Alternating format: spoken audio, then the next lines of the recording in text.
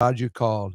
402-488-8934. HIS Auto Care, 70th and Van Doren. God bless you. Go Hog Wild Pit Barbecue. It's $5.99 barbecue time. Hurry to Hog Wild for a complete barbecue meal that's only $5.99. Get a one-meat sandwich loaded with our award-winning barbecue, plus your choice of a classic side and drink for just $5.99. Upgrade your sandwich to beef brisket for just $1 more. Join us for lunch or dinner in Lincoln at 3210 Cornhusker Highway. Order online at GoHogWild.com.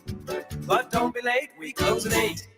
Vershawn Jackson, the captain here for The Body Shop. And man, did they hook me up with a great massage recently. The captain has a lot of stress in his life, as many people do. And for 1 hour, it was all relieved. The team at The Body Shop gave me a deep tissue massage that hit every area that I was in pain at. Whether you're looking for a Swedish massage, sports massage, deep tissue, hot stone, aroma, or more, there's only one place to go. The Body Shop at 48th NA. Book an appointment today at thebodyshoplincoln.com. Hello, everybody. It's Charlie Stone, and here with me is Andy Goodyear of Honda of Lincoln. Andy, I hear that new Honda manufacturing continues to go up, and you have new Hondas in stock now. That's correct, Charlie. We have more than 40 new Hondas in stock right now. It's great that a customer can come in and buy a new Honda and drive it home that day. New Honda inventory keeps getting better each month. Okay, then. How about used cars, Andy? We have more than 100 pre-owned vehicles to choose from right now, and a lot of fresh trade-ins are coming in daily. We have just about every maker model you can imagine in any price range. Thanks again, Andy. People love the selection and great service at Honda of Lincoln. Maybe it's time you come experience the Honda of Lincoln way of doing business. 27th and Yankee Hill, or online at hondaoflincoln.com. This is Adam Carriker on the ticket. Position right of the quarterback, out of the shotgun, 1st and 20. Jailbreak screen in the air. It is tipped. It is intercepted by Carriker at the Missouri 21-yard line. Live from the heart of Lincoln, America, 8-year NFL vet and All-American defensive lineman Adam Carriker. Shotgun snap to Everett. He's got the left arm going, and now he's got a whole lot of Adam Carriker who rips him down inside the 25-yard line. On 93.7 The Ticket and theticketfm.com. Here's your host, Adam Carriker. Welcome, everybody, to Adam Carriker on The Ticket. Hope you all had a glorious weekend. Of course, I got a case of the Mondays, but that's always a good thing. Some people are taking the day off. Not us. Not me, not the good folks here at The Ticket. We're here. Is it even work, though? I get to watch sports, talk about sports, watch Husker sports, talk about Husker sports, watch national sports, talk about national sports. Ladies and gentlemen, I guess I'm here at what you would call work. I got no complaints. Life is good.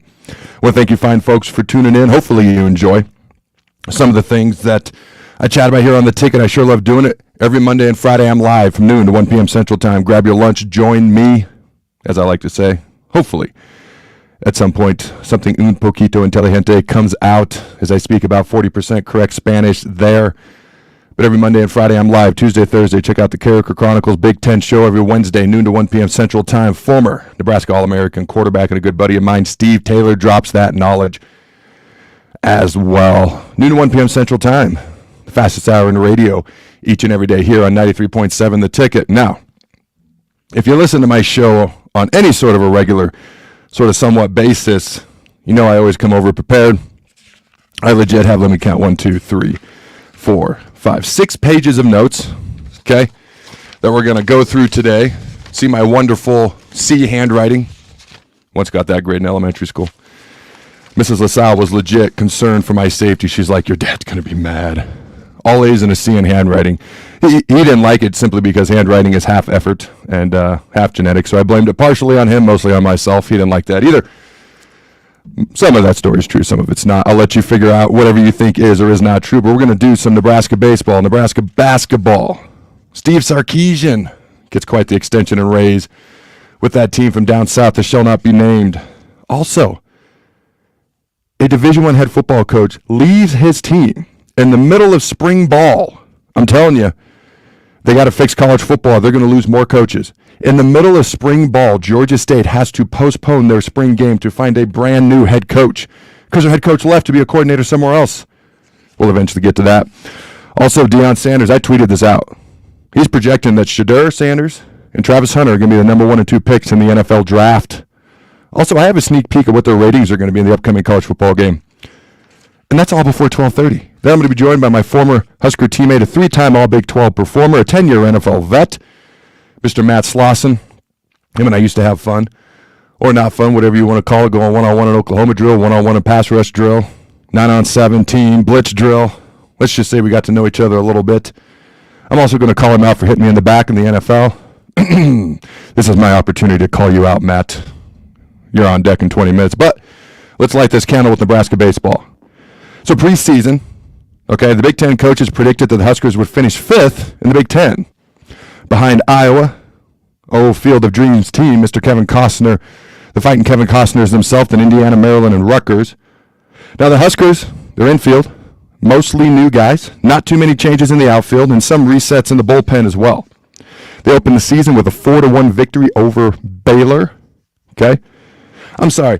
A year from now, I'm not going to look at the Big 12 as a power conference. I'm just not. They're going to be all the Power 2 conference team rejects all into one conference. Be offended if you'd like. It's the truth. Facts don't care about your feelings. All right. They won their first game of the year against Baylor, 4-1. Now, that's the first win Nebraska baseball's had versus a power. They're still a power conference team. A year from now, that's not what I'm going to call them, but they're still a power conference team. Their first win versus a power conference team to start off the year in quite a few years. All right, now they dropped their next 2 games. Lost to the Red Raiders of T-Tech 3-6. Oklahoma, our good buddies, 6-7, close game, hard fought. Now, a year ago, okay, Nebraska hit a lot of long balls, a lot of home runs. If you don't know, I was highly entrenched in baseball growing up and to this day. Basketball was actually my favorite sport as a kid. My dad wouldn't let me play football until I got older. Baseball is the sport I was best at. Basketball is the one I liked the most. Football is the one I ended up doing the longest, and probably my favorite sport now. But I love all sports, an eclectic mix of sports, just like I have an eclectic taste in music. Like, I'll go from Metallica to Garth Brooks to Eminem to, yeah, I'll say it, NSYNC or something like that, okay? I'm all over the place when it comes to music. Praise and worship, I'll throw it all out there. Okay, go back to country then. And then I'll go to God's country, but the rock version. Check that out if you have it on YouTube. It's pretty good stuff. I digress. Let's get back on topic. This is obviously a young season. Just started out, first 3 games in, but I'm curious and I'm looking forward to see what Nebraska baseball and Will Bolt can do this year. I really am. Like I said, there's some returning guys in the infield. There's some new. There's some resets. It's going to be an interesting, intriguing season. And I've never talked about Nebraska baseball as much as I'm going to this year, and I'm looking forward to doing it. Now, Nebraska basketball only played 1 game in the past week. What are they on the football schedule? Good grief, how lazy can you be? I'm just kidding. All right, but Nebraska basketball dominated Penn State. Now, they only led by 6 at halftime. Okay, but they outscored the Nittany Lions 40-27 in the second half to pull away. Won that game. 68-49 was the final score. The Huskers shot 91%, technically 90.9, but if I'm rounding, 91% from the free throw line. Penn State shot 50%. That was a huge edge to the Huskers, obviously.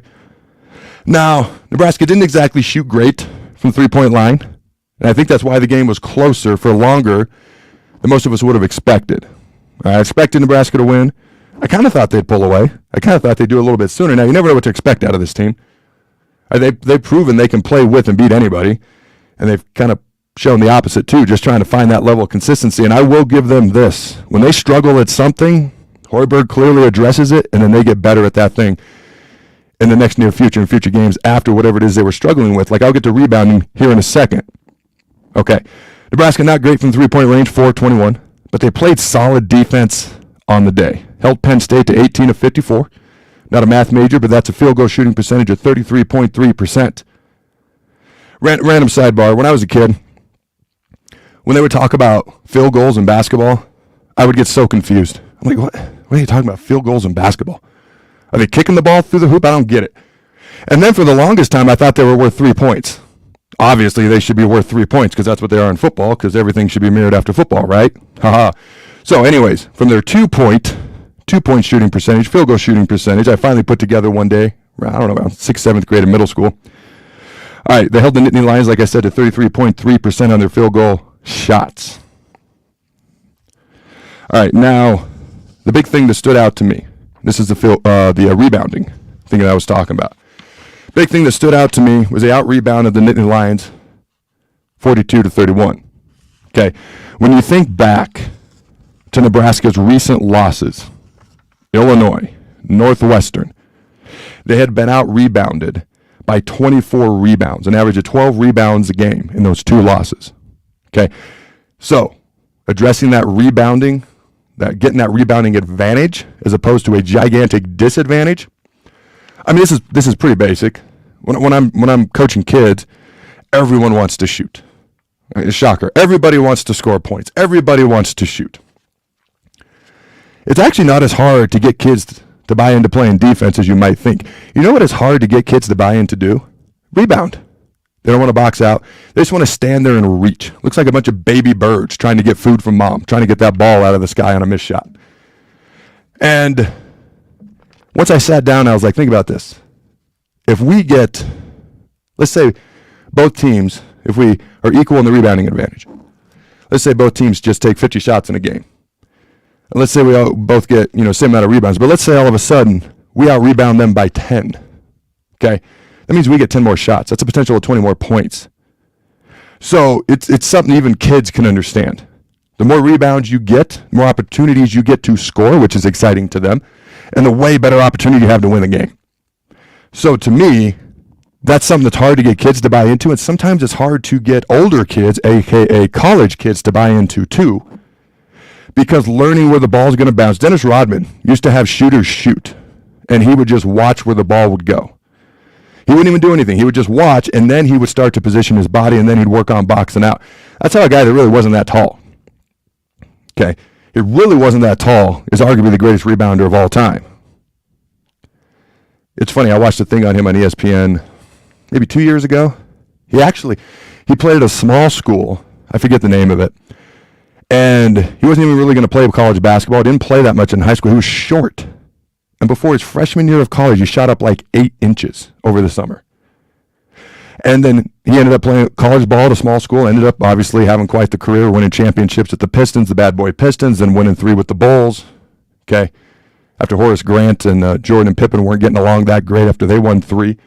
Jordan takes his siesta, goes, plays baseball, actually does pretty well for a guy who took that much time off. Baseball, I could argue you could take a year or 2 off of football, depending on your age, come back and do decent, because a lot of that, there's skill, there's technique, but baseball, the defined skill that you have to refine and the technique and the little intricacies are insane compared to any other sport. Golf is about the only one that I could think of that's got more technique and intricacies than just about any other sport I can think of. So actually Jordan doing what he did in the minor leagues, I know some people laughed at it. He actually did pretty good. And I know some folks who were actually there, and they said he outworked everybody. And the fact that he did what he did shocked everybody. Now, obviously, it wasn't good enough. He comes back, he wins 3. Rodman joins him. They do another 3-peat. Okay? But my point is simply this. The art of rebounding is overlooked. Knowing where the ball's going to bounce based on the trajectory of the shot is something that Dennis Rodman understood. And then boxing out, getting in position, fighting for it. Doing a lot of, how do I put this? Uncommon, unusual things that maybe helped him as well. I've heard stories about how he was a cardio fiend. After a game was over, he'd go get on the treadmill for like 30 minutes to an hour. And if you watched him, he never looked tired. He had one of the most interesting running forms I've ever seen, almost because it was way too good of running form. You don't typically see that. But then his cardio, I don't ever remember seeing that guy tired, ever. So anyways, now Nebraska's last 2 games in basketball, okay, their average margin of victory, they beat Penn State by 20, Michigan by 20, Penn State by 19. Their average margin of victory is 19.5 for those 2 games. So, those 2 teams aren't exactly on fire when it comes to basketball, but they're looking good against those teams, and that's a good indicator that maybe they're starting to get rolling just a smidge. Okay. The Huskers are now, well, let me read actually this tweet from Redcast Rob. All right, shout out to Redcast Rob. Give him a follow at Redcast Rob on Twitter. Now, this was actually put out before the games this past weekend. Okay, just a little note there. Here's what it says, and I quote, "Only one team is over 500 on the road in the Big Ten. That's Purdue, the number 2 team in the country." Again, this was put out before the weekend, and they're 5-2. Nebraska currently has the best home record in the Big Ten at 16-1. Hashtag GBR, end quote.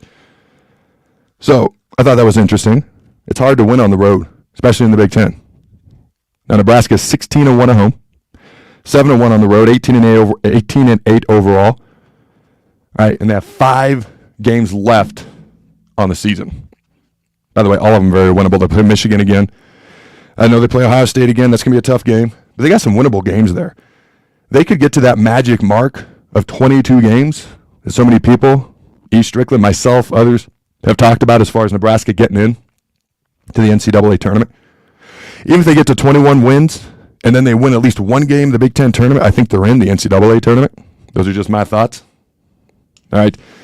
Steve Sarkisian, the head coach of that ugly burnt orange team from down south, gets an extension.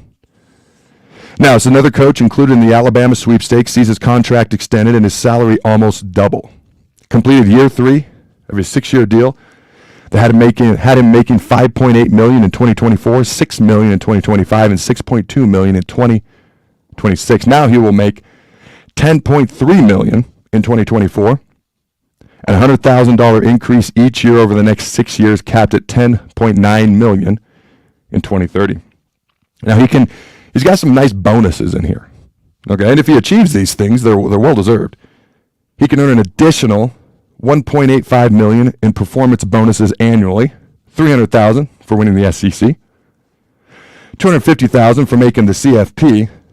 Honestly, winning the SEC championship is probably going to be harder than making the 12-team CFP playoff field. Because there's going to be, God knows, I'm actually kind of scared.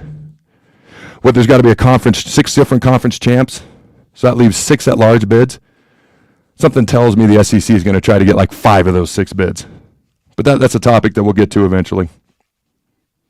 $500,000 for making the CFP quarterfinal, $750,000 for making the CFP semifinal, $1 million for making the national championship, and $1.25 million for winning the national championship. Now, it should be noticed Sarkisian was recently critical of players leaving for the money during the NIL era. All right. Now, this is where I'm going to talk about something I don't think I've ever seen. Now, I haven't mentioned it yet. As always, hit me up with your questions, comments, thoughts, concerns. Otherwise, call or text 402-464-5685. Call or text 402-464-5685. The last 10 minutes of this show is always dedicated to the people. You can hit us up in the comments on YouTube as well. Now, this is per Brandon Marcello on Twitter, I think from last Friday.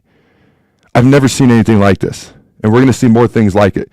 We're going to see more head coaches like Chip Kelly leaving for coordinator positions, like he did when he left UCLA, another Big Ten team, to be an offensive coordinator at Ohio State. We've seen a bunch of head coaches in college football go to be coordinators in the NFL. It's usually the other way around. NFL coordinators usually become college head coaches. I'm telling you, they got to fix the offseason in college football, and they got to do it fast. So here's what happened at Georgia State. Georgia State has postponed spring practice, and its spring game is mind-blowing to me because head coach Sean Elliott resigned to become the tight ends coach, not a coordinator, to become the tight ends coach at South Carolina 2 days into spring practice at Georgia State. And he puts, never seen anything like this before. Neither have I. So a head coach at Georgia State doesn't leave to become a coordinator at South Carolina, just the tight ends coach. He said this offseason insanity in college football ain't for me. You're going to see more of it, and I'm going to try not to harp on it more than I already have. But you're going to see more of it if they don't fix the offseason. Right now, you got college football free agency, the transfer portal, during what's going to be the college football playoffs next year. Can you imagine that in the NFL? They're having the draft, a.k.a.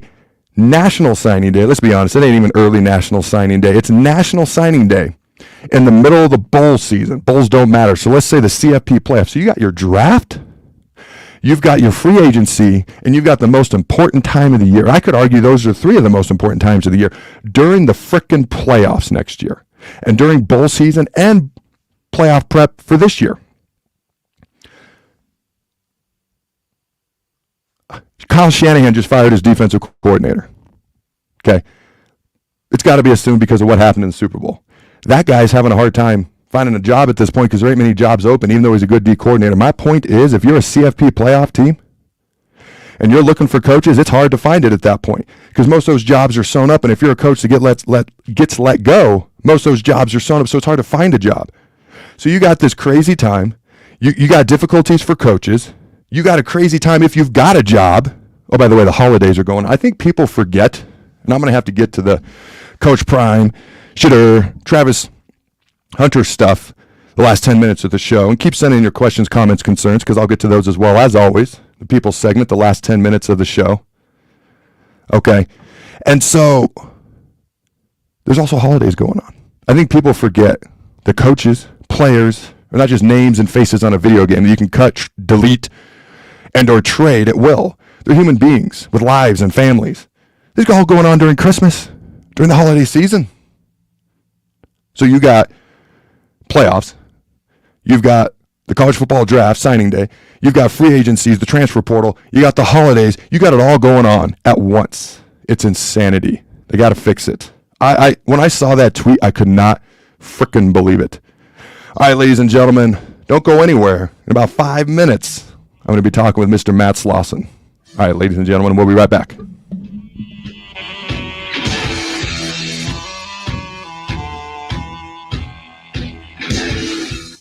A team succeeds when they work together. Banking's no different.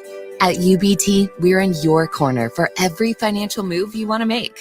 Your money's backed by a roster of experts who put in the work to know you and your community. So whether you're opening a savings account, buying a home, or planning your future, you always know who to turn to.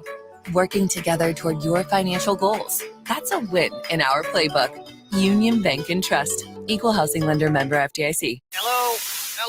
Believe it or not, old phones are one of the most common pain points in offices today. Many of these phones are beyond repair because parts aren't available to fix outdated devices. Whether it's a traditional phone system or cloud-based VoIP technology, Hamilton Business Phones can help upgrade your connection. We make it easy to sync your office phone with your cell for seamless call handling, no matter where you work. If your current office phone can't do this, you deserve better. Hire your local experts. Hire Hamilton at hamiltonisbusiness.com.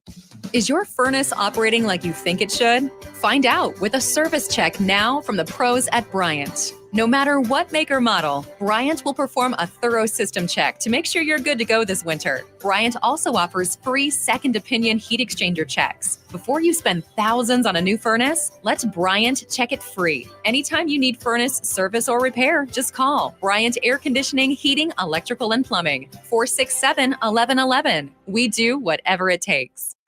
Hey guys, Jake Sorensen here from Early Break. The garage door at our house has been needing replacement for a couple years, and a few months ago, we finally did something about it. Steve's Garage Doors and Services was great through the whole process in providing options and also going to the next level to get a door that was approved by our HOA. And best of all, the removal of the old door and installation of the new door was done smoothly with no issues. Call Steve's Garage Doors and Services today at 402-480-2840. Integrated Life Choices has been inspiring opportunities for individuals with disabilities for more than 15 years in Lincoln and across Nebraska by offering a number of services.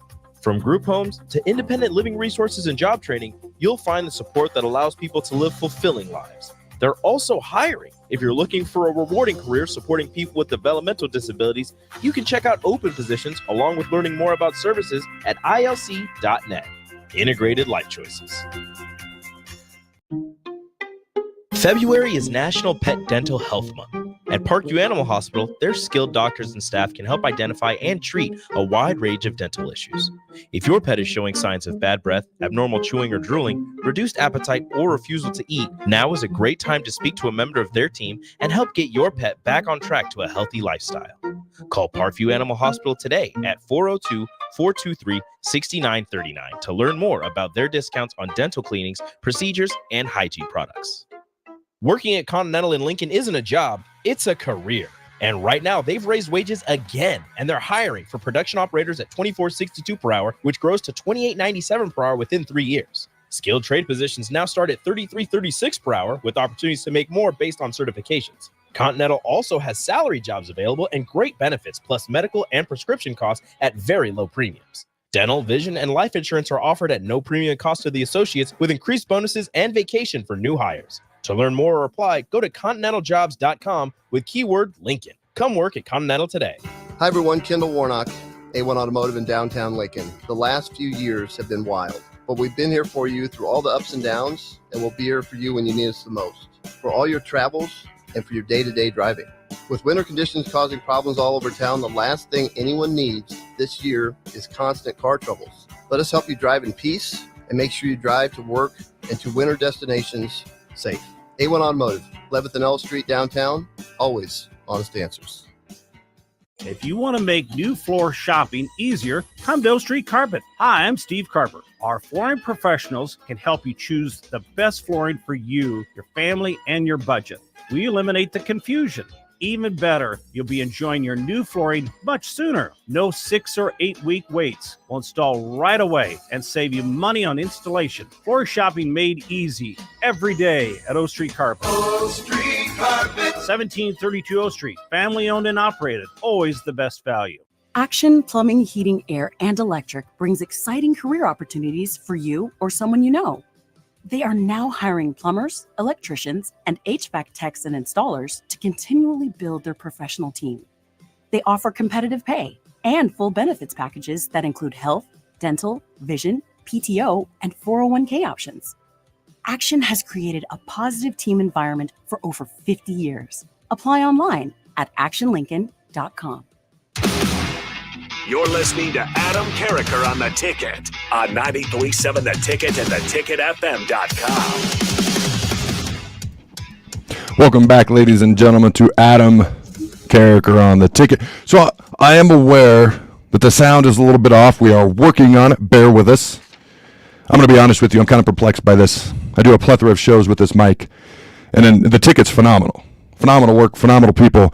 But this is the only show where I have this issue, so we're trying to work through it. So ask for your patience, appreciate it, and bear with us if you don't mind. All right, now I'm going to be joined by a former Husker offensive lineman and teammate. This is a man who started the majority of games all 4 years he was at Nebraska.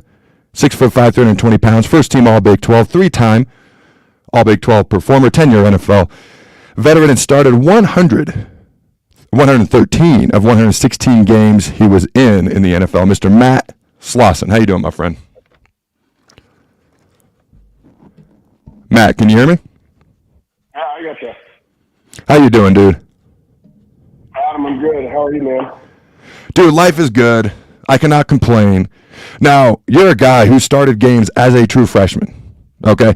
I'm curious, because we've got some young quarterbacks. We got some young guys who started last year true freshmen. We've got some guys that are looking, hopefully they can make an impact this year as a true freshman. What was it like being asked to start some games as a true freshman for you? Oh, my gosh. That was a real terrifying time.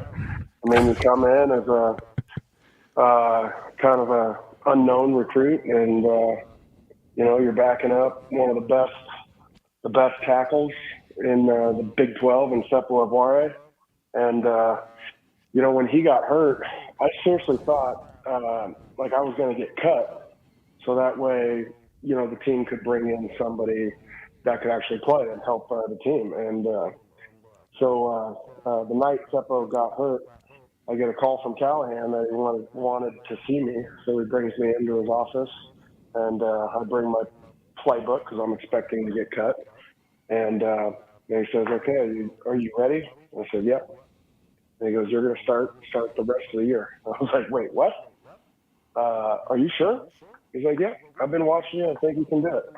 Well, to kind of put a feather in your cap, Adam, the entire next week, you and Jay Moore beat the ever-living snot out of me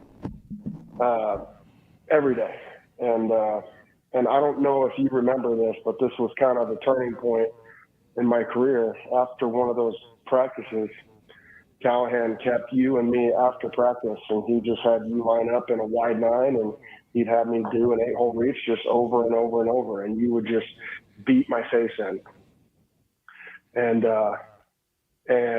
I don't know how many rounds we went, but you know, I was exhausted. I had snot coming out of my nose, and I finally got you on one. And Callahan stopped the drill, and he goes, "All right, whatever just happened needs to happen on every single play." I was like, "Oh, easy, I can do that." So, you know, for me, what it took was a catalyst, and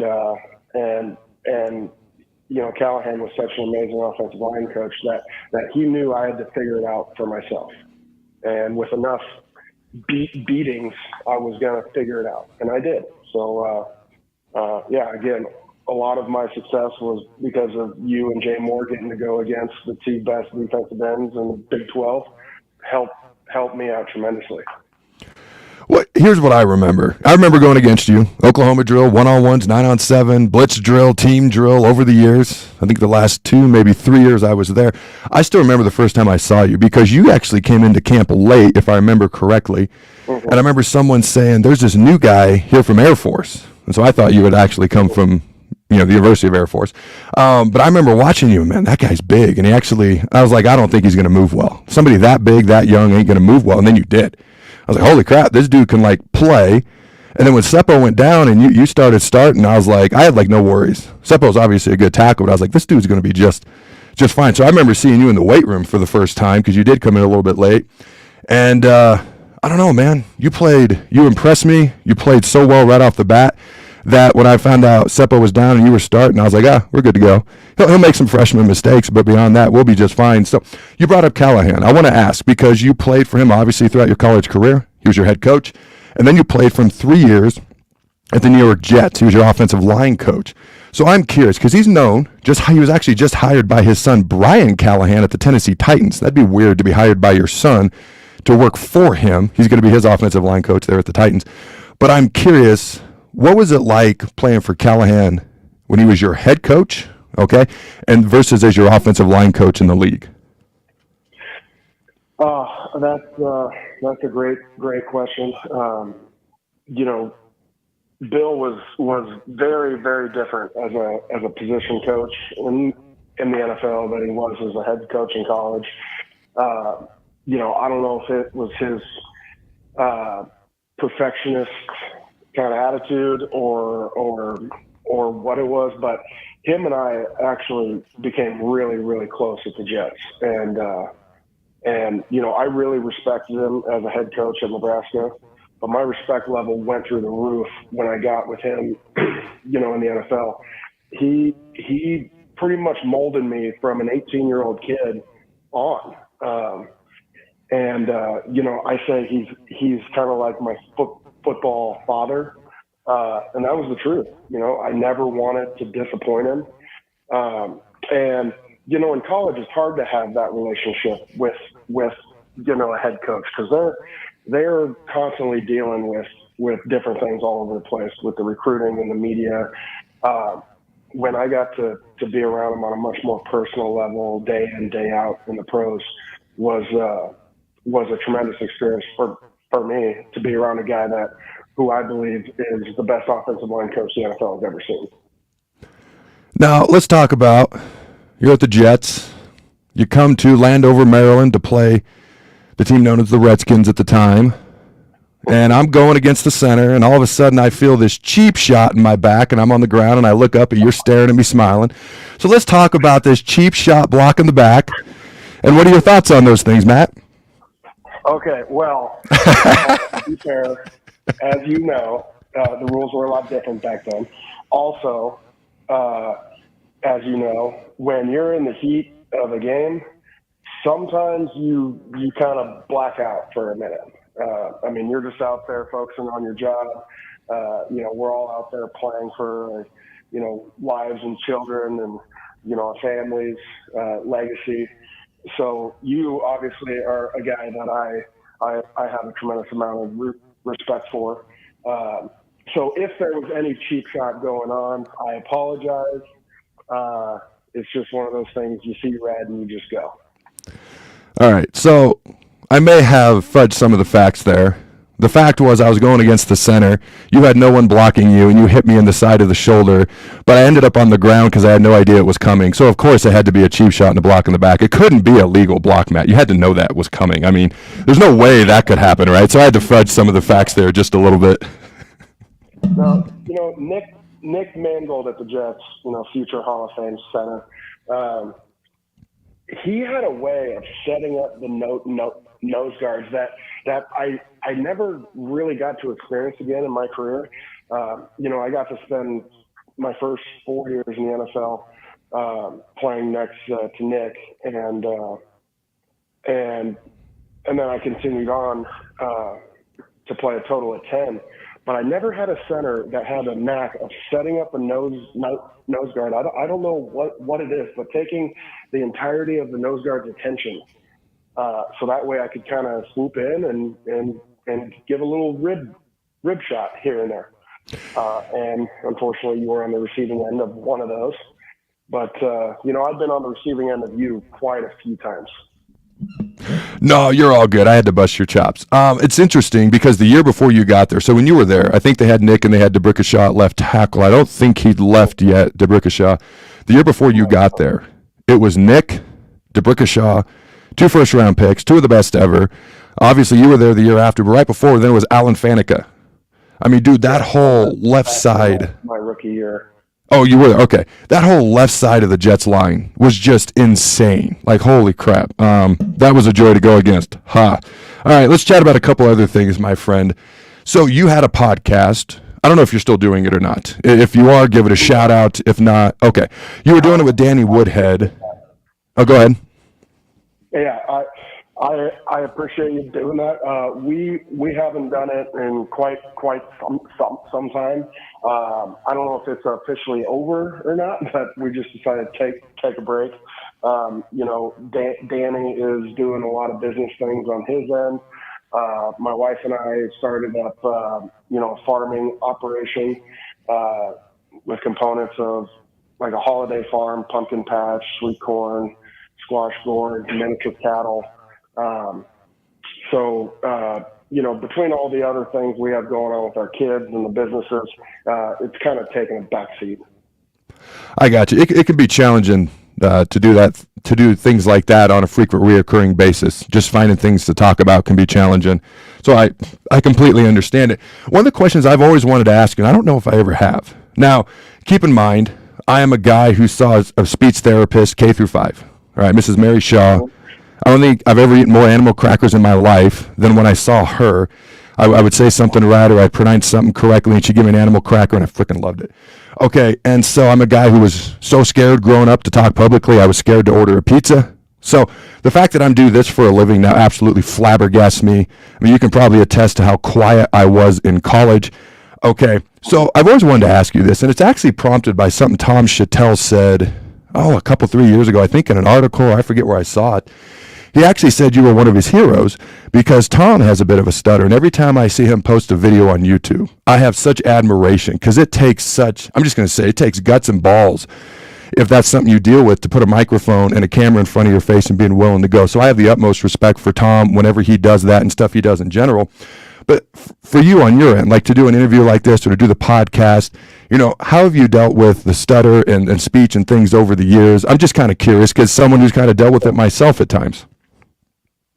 Yeah, it was just sort of a decision I had to make really on in my career when I was in college. When I took over the starting job, for people who don't know, every team has a media department, media relations, and I remember when I took over the starting job, the media person came to me and said, "Hey, there's like a press conference, a bunch of reporters want to talk to you, want to put you on camera. I understand with your speech issues, you may not be comfortable with that." I was like, "No, let's do it. I can't hide from this. I'm going to have to do them eventually. So I just have to go, and I have to show the world who I am, and they're either going to accept it or they're going to not. But either way, I have a job to do, and how I appear in front of cameras and press. It isn't going to change the things that I have to do, and this is kind of part of the job. So I got to embrace it. And when I had that reckoning, it kind of changed my perspective of my stutter. It wasn't something that I hid from anymore. Obviously I wish I didn't have it, but it's part of what makes me me. And now as a father myself, challenges that my kids come across, I'm able to kind of come at it at a different perspective than what they have. And so yeah, I'm in full embrace mode of it now. I've had speech therapists from all over the country contact me throughout my career, and they'd say, "We can help you with your problem." And I'd say, what problem are you talking about? Because I don't believe I have one. I like it, dude. A lot of times, what other people might perceive as a weakness can actually be a strength. So that's awesome, dude. Kudos to you for that. Last two questions I got for you. All right, a former 3-time all-conference performer, first-team All-Big 12. Obviously, you understand offensive line and offensive tackle play. So I want to ask you two questions. The first one is this. Bryce Benhart, his improvement from the previous couple of years to last season was quite noticeable. He's going to be back next year for the Huskers. So talk to me about what he's been doing better as to why his play improved a year ago. And then also talk to me about guys like Turner Corcoran, who've kind of struggled. And I know Turner got hurt at the end of last year, but he's kind of struggled. He's an uber talented, highly recruited guy. And a guy like Teddy Prohaska, who started at the end of the year. What did you see from our offensive tackles a couple of years ago, last year, due to their recent play? Well, I will be honest. For the last few years, it's been difficult to watch as an offensive line guy. But I think this coaching staff, what they're doing now, is they're bringing back accountability, the fear of failure, right? For whatever reason, you don't want to disappoint your coach. You don't want to get yelled at in front of your teammates. You don't want to get yelled at publicly on the sideline when cameras are on you and your parents are in the stands or your girlfriend's in the stands, whatever the case may be. I think that this staff is doing a tremendous job about bringing accountability back. And on that note, last year I finally started to see our tackles punching again. Offensive line play, as you know, is extremely complicated. There's a lot of things that you're thinking about, worrying about. Your steps have to be precise. You have to work in unison with all the other players on the offensive line. That when a young player is doing all that, sometimes they just forget the easiest thing, and that's just to go punch a guy in the chest. Mm-hmm. Because you're worrying about your feet and, the angle of your knee and how to open your hips and, the hat placement, and then your responsibilities, not only on the line of scrimmage, but then your second level responsibilities and potentially third level, that these young guys just don't punch. And for a lot of years, I've just watched a lot of just go out there, draw a line in the sand and just punch a guy. And I haven't seen a lot of that. Last year I started to see it. So I started to open my eyes a little bit and go, okay, we finally got some improvement coming. And now, don't get me wrong, we still have a long way to go on the offensive line, but at least now the direction is everything's going in the right direction. And, I think, Raiola is a coach that these offensive linemen want to fight for, which is good. All right, ladies and gentlemen, I got one last question for Matt, but just a reminder, you're joining us on the Aloe Fiber VIP line, the Sartor Heyman Jewelers video stream, and sending your questions, comments, thoughts, concerns, or otherwise to 402-464-5685. The People segment's right around the corner. The last question I got for Matt, last year, the offensive line improved from the start of the year to the end of the year, especially run blocking, okay? They seem to still struggle in my opinion, more when it came to pass blocking. All right, what are your thoughts on the run blocking versus their pass blocking and the improvements in those areas or lack thereof as well? Well, I think a lot of pass blocking is all about confidence. And I think as this group continues to grow and learn and have I think it's also going to help to have a stable quarterback situation. I don't know if we're going to have that this year with, the Rayola kid coming in. I know, as fans, we all are kind of hoping that he gets the reins immediately, and we're going to have to live with some ups and downs, but to have a 4-year starter quarterback would be a tremendous help for offensive line play, because then that group of offensive line and that young quarterback can grow together and understand each other. Because, I had the great benefit of playing in front of Zach Taylor and Joey Gans, and on every single pass protection, I knew where they were going to be. That was something that was taught. The number of step drop it was, where the pocket was supposed to be set up. So anyway, I'm getting pretty technical with all that stuff there. But the point of it is that this offensive line group needs confidence in their protection. And there seems to have been a disconnect between the quarterbacks and the offensive line that hopefully we aren't going to have to deal with going forward. And on the run blocking side of things, it's just knowing your assignment so well, being 100% sure of your assignment, that you can just turn it loose. Because if you go out there, a player's called, and you're not totally sure, the communication from the center isn't precise and exact, and the communication, from the guards to the tackles aren't exactly precise, then you're going into a play you're not sure, and you aren't able to fully turn it loose. So these guys, as long as they keep studying their butt off so they can turn it loose in the running game, and then them and the quarterback working together to know having spatial awareness of the pocket, I think this offensive line has the potential of improving very, very quickly. Dude, I'll tell you what, when it comes to run blocking, I'll speak from a D lineman's perspective. When you were talking about earlier just firing off and hitting somebody in the mouth, dude, that makes all the difference in the world. You brought up Seppo, Richie Incognito, yourself, Alan Faneca, Joe Thomas. I mean, those were some of the guys when it came to run blocking specifically. First of all, you guys are enormous. But second of all, you guys would all fire off. All right, and so that was a big thing. And I agree, you're right. The offensive line was just firing off a lot better than last year, plus everything you mentioned. And I love the technical stuff you brought up in pass pro. I don't think that's been talked about enough. And again, I'll speak from a defensive end's perspective. The toughest quarterbacks to rush isn't necessarily the fastest guy. I found Tom Brady and Peyton Manning absolutely nauseating to rush. Those guys can't run to save their lives. They don't have to. But it's when the offensive lineman knows exactly where they're going to be. And for us as defensive linemen, those guys moved around the pocket so well. As long as there was a pocket, they were going to be hard to get to. Guys like Michael Vick, Mike, he was tough to get because he was just so freaking fast. He's one of one.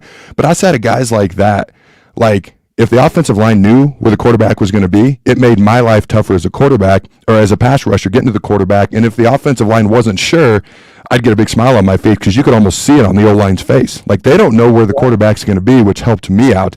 And if you think about the fact that we had 3 different starting quarterbacks last year, how can there realistically be any synchronicity between where the quarterback's going to be and what the offensive line can expect? So you make some great points, dude.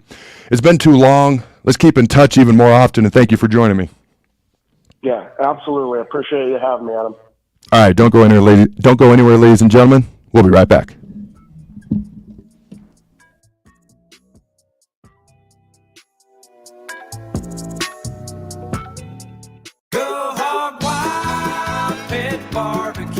It's $5.99 barbecue time. Hurry to Hog Wild for a complete barbecue meal that's only $5.99. Get a one-meat sandwich loaded with our award-winning barbecue, plus your choice of a classic side and drink for just $5.99. Upgrade your sandwich to beef brisket for just $1 more. Join us for lunch or dinner in Lincoln at 3210 Cornhusker Highway. Order online at gohogwild.com. But don't be late, we close at 8. Are you working in or looking to get into the electrical construction industry? The electrical workers of Local Union 265 are now hiring licensed journeymen and apprentices and are offering great pay and benefits. Call Mike at 402-875-1034 to apply. Start your electrical career today. A team succeeds when they work together. Banking's no different. At UBT, we're in your corner for every financial move you want to make. Your money's backed by a roster of experts who put in the work to know you and your community. So whether you're opening a savings account, buying a home, or planning your future, you always know who to turn to. Working together toward your financial goals. That's a win in our playbook. Union Bank and Trust. Equal housing lender, member FDIC. Golfing in 72 degrees and perfect conditions in Nebraska doesn't seem possible in the winter, but it is. Double Eagle Golf is your escape from the bone-chilling cold outside and a reason to keep your clubs out year-round. Book a bay with some friends for a weekend or come by for golf and happy hour on a weekday. Spring leagues begin in February. Get signed up today. That's all at Double Eagle Golf inside the Kinetic Sports Complex at West O Street. Online at doubleeagle.golf. A lot of work goes into making Nebraska, Nebraska. Keeping it green. Helping it thrive. Making it fun. Everything that goes into caring for our outdoors, from waters to wildlife, plays a big role in making Nebraska home. Learn how we help conserve our state's natural resources at outdoornebraska.org. Paid for by Nebraska Game and Parks. Aired with the Nebraska Broadcasters Association and this station. Working at Continental in Lincoln isn't a job, it's a career. And right now, they've raised wages again, and they're hiring for production operators at $24.62 per hour, which grows to $28.97 per hour within 3 years. Skilled trade positions now start at $33.36 per hour, with opportunities to make more based on certifications. Continental also has salary jobs available and great benefits, plus medical and prescription costs at very low premiums. Dental, vision, and life insurance are offered at no premium cost to the associates, with increased bonuses and vacation for new hires. To learn more or apply, go to continentaljobs.com with keyword Lincoln. Come work at Continental today. Hello, everybody. It's Charlie Stone, and here with me is Andy Goodyear of Honda of Lincoln. Andy, I hear that new Honda manufacturing continues to go up, and you have new Hondas in stock now. That's correct, Charlie. We have more than 40 new Hondas in stock right now. It's great that a customer can come in and buy a new Honda and drive it home that day. New Honda inventory keeps getting better each month. Okay, then. How about used cars, Andy? We have more than 100 pre-owned vehicles to choose from right now, and a lot of fresh trade-ins are coming in daily. We have just about every maker model you can imagine in any price range. Thanks again, Andy. People love the selection and great service at Honda of Lincoln. Maybe it's time you come experience the Honda of Lincoln way of doing business. 27th and Yankee Hill, or online at hondaoflincoln.com. Rashawn Jackson here for Bauer Infrastructure, a veteran-owned local company proudly serving Lincoln, Lancaster County, and the surrounding areas. Bauer provides quality work at an affordable price, and they're growing rapidly. If you want to experience a career with a fast-paced, family-friendly environment, visit BauerInfrastructure.com. They have top-of-the-line benefits, year-round work, even through the winter. Bauer, usher in the new era of infrastructure to an area near you. And as always, go Big Red. Is your furnace operating like you think it should? Find out with a service check now from the pros at Bryant. No matter what make or model, Bryant will perform a thorough system check to make sure you're good to go this winter. Bryant also offers free second opinion heat exchanger checks. Before you spend thousands on a new furnace, let Bryant check it free. Anytime you need furnace service or repair, just call Bryant Air Conditioning, Heating, Electrical, and Plumbing, 467-1111. We do whatever it takes. If you want to make new floor shopping easier, come to O Street Carpet. Hi, I'm Steve Carper. Our flooring professionals can help you choose the best flooring for you, your family, and your budget. We eliminate the confusion. Even better, you'll be enjoying your new flooring much sooner. No 6 or 8 week waits. We'll install right away and save you money on installation. Floor shopping made easy every day at O Street Carpet. O Street Carpet. 1732 O Street. Family owned and operated. Always the best value. This is Lincoln's home for sports talk on the FM dial. Also online at theticketfm.com. On the internet. KNTK FM Firth. 93.7 The Ticket. You're listening to Adam Carriker on The Ticket on 93.7 The Ticket and theticketfm.com. Boom. Welcome back to Adam Carriker on The Ticket. All right, ladies and gentlemen, let's talk a little Coach Prime. Let's talk a little bit NCAA football video game. And way too early, but we're going to have fun with it. Top 2025 NFL draft projections. So here's what prompted this. All right, Coach Prime said, and I quote, and I put this out on Facebook and Twitter. If you got nothing better to do with your time, give me a follow at Adam Carriker 94 on Twitter and at Real Adam Carriker on Facebook. That's me, not the imposters. All right, here's what I put out yesterday, and I quote, did I say that we may have the first and second pick of the next year's draft, ? End quote, Coach Prime, Deion Sanders. All right. And then, well, hold on. Before I dive into some of the projected top 10 picks from the 2025 NFL Draft, the NCAA football video game that is returning soon. Breaking. This is Blue Blood's bias. I'm going to be honest, kind of a big game boomer ripoff Twitter account, but they do put out some interesting stuff. It said, breaking, Colorado star defensive back Travis Hunter has been projected as the second highest rated player in the new college football video game at a 97. It does not say who's projected to be the highest rated player. But then it says Shedeur Sanders isn't going to be a 95 according to this. So maybe Coach Prime isn't just all hype after all when it comes to hyping up Travis Hunter and Shedeur Sanders, who are obviously the two guys he's thinking are going to be the number 1 and 2 picks in the 2025 NFL Draft. Now, I did some digging online. It depends on where you look. It really does. Because I saw where Mel Kiper Jr. said Shedeur Sanders is going to be the number 1 quarterback and the number 1 overall pick, and it's way too early. Look ahead to the 2025 NFL Draft. But then I look at other top 10 draft projections, and he's not even in the top 10. So here's what I kind of found. This isn't unanimous, but more often than not, these were the names that I saw, and I can't argue with a lot of these based on what I know, that I saw were the top 10 projected picks going into next year, at least 2025, at least going into this point in time right now. You got that team from down south, the ugly burnt orange teams, their quarterback, Quinn Ewers, all right, who Sarkisian has said he's the starting quarterback, not Arch Manning. There's not a quarterback competition. It's Quentin Ewers. I got to be honest, I think he's a good player. I know he was the highest rated quarterback recruit in over 10 years when he came out of high school. He signed, at the time, the largest NIL deal, I think the first $1 million NIL deal when he went to Ohio State and transferred to Texas. Uber talented. I don't see unequivocally the number 1 quarterback, especially when you got Arch Manning there at that school down south. And I don't see the number 1 projected pick already.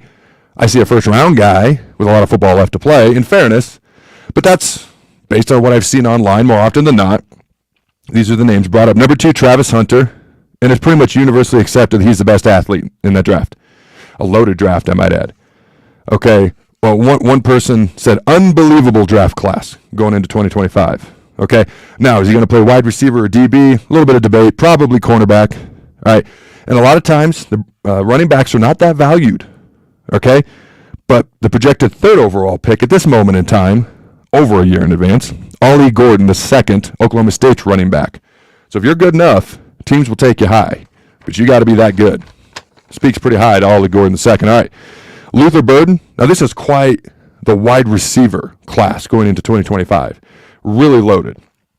Specifically this position, probably like the quarterback class is this year for 2024. Luther Burden, wide receiver from Missouri. Okay, is next. Kelvin Banks, offensive tackle from Texas. Now this is a guy who looked really good against Big 12 competition. The Big 12 is not quite what it used to be. Yes, I'm very biased when I say that, but facts don't care about feelings. I'm curious to see how he performs against SEC competition day in and day out. but this is a guy who's going to go high. Okay. Number 6 is Will Johnson, defensive back out of Michigan, a guy who played incredibly well in the college football playoff games this past year. Then you got James Pierce Jr. Now, this is a guy who's a little bit of a boomer bust. Now, his play in the next year is going to vault him to top 10, top 5, or it could drop him dramatically. This is a guy who's an all-defensive lineman in the SEC, midseason All-American. Then his play wasn't the same the second half of the year. But this is an uber talented guy that's kind of a boomer bust in a lot of scouts' eyes. Abdul Carter, Penn State defensive end is next. Evan Stewart, Oregon wide receiver. His build alone is going to make him a problem for opposing defenses, wide receivers, offensive coordinators. And then Walter Nolan. I know this guy is defensive tackle. He was the number 1 recruit in the entire country before he went to A&M, part of that number 1 recruiting class in the history of college football. We all know how that kind of went. All right, Jimbo Fisher, a few years later, no longer there. So take that with a grain of salt, but he was the number 1 recruit in the country. Then when he entered the transfer portal this offseason, he was the number 1 player in the entire transfer portal. Now he's at Ole Miss. So if you go by these, Shedur's not even in the top 10. You go by Mel, he's a projected number 1 quarterback NFL and the number 1 overall pick in the NFL draft. I think a lot of it's going to come down to this offensive line, whole new offensive line that Coach Prime has brought in to protect his boy, to protect his son. Do they actually protect him? If they do, they're going to score on offense, and that's going to be a huge difference maker as far as where Shedur is drafted. So he could go number 1. He could fall out of the top 10. I do think he's a top 10 pick. I do think Travis Hunter is as well. And as much as people like to poke fun at Coach Prime, I got a lot of respect for him. Best DB ever. Should have played more wide receiver. Should have returned more kicks. Just my opinion. Again, my favorite NFL player growing up. We're complete opposites. But he may not be too crazy in thinking that Shedur and Travis might go at least top 5, maybe 1 and 2. We'll see what happens over the next year. A lot's going to come down to that Colorado offensive line, the new line he brought in. 6 new offensive linemen from the transfer portal. Do they protect Shedur or not? Because they've got the athletes on the outside. And are they going to play any defense at all this year? All right, until next time, Husker Nation, have a glorious Monday. Go Big Red Nose. Remember, throw the bones.